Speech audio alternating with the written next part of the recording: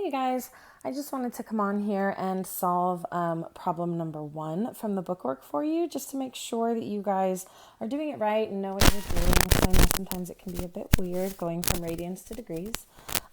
So number 1 is cosecant of 5 pi over 4.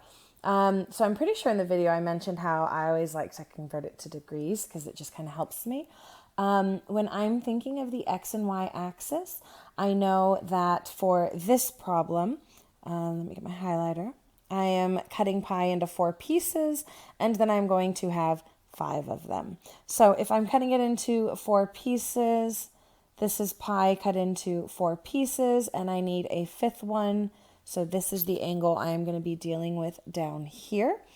And if pi is cut into 4 pieces, I know that pi is 180. That means each piece is 45 degrees. So I am dealing with a 45, 45, 90 triangle. So just redrawing my triangle. Oh, goodness. It's going to, let me fix that because that's horrible. It's going to be a nice 45, 45, 90 triangle like this. Okay. The side lengths on that, you guys should be used to this by now. The hypotenuse is 1, and on a 45, 45, 90, it is root 2 over 2 for each of the side lengths. And notice, because I am in quadrant 3, I went left, which means my adjacent is negative, and I went down, which means my opposite is also negative. Now, for cosecant, I know in general, cosecant of theta, it's the reciprocal of sine. Sine is opposite over hypotenuse, so that means this has to be hypotenuse over opposite.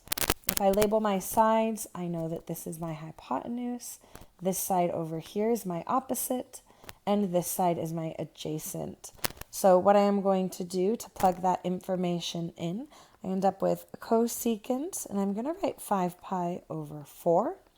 That equals my hypotenuse, which is 1, and my opposite, which is a negative root 2 over 2. Remember, when we have a complex fraction, what we are going to do is we are going to take the bottom, so this, and that gets flipped and turned into multiplication. So I'm going to end up with the 1 on top, stays just a 1, and it's going to be times by a negative 2 over root 2, because remember, I take the reciprocal of the bottom fraction and turn it to multiplying. So this just is 1 times negative 2 over root 2. So negative 2 over root 2, because anything times 1 is just itself.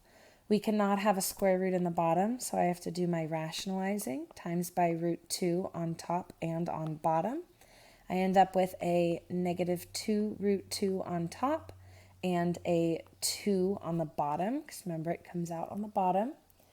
I can cancel out a 2 over 2 because they are both outside of radical symbols, and I end up with a negative root 2 as my answer. So that is the cosecant of 5 pi over 4 is negative root 2. I also wanted to let you guys know the magic word. We're not going to be getting it in our Zoom meeting today.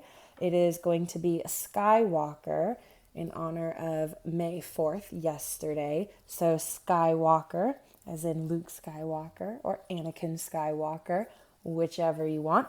But Skywalker, that is the magic word. So feel free to put that on your test if you want the extra point of extra credit. I hope this also helped you guys. I hope you are starting to see patterns and seeing how a lot of these are the same. The only really new thing this week is going from radians to degrees. And if you're really good with fractions, you should be able to kind of work through those. But yeah, so this is problem number 1 for the bookwork for you guys.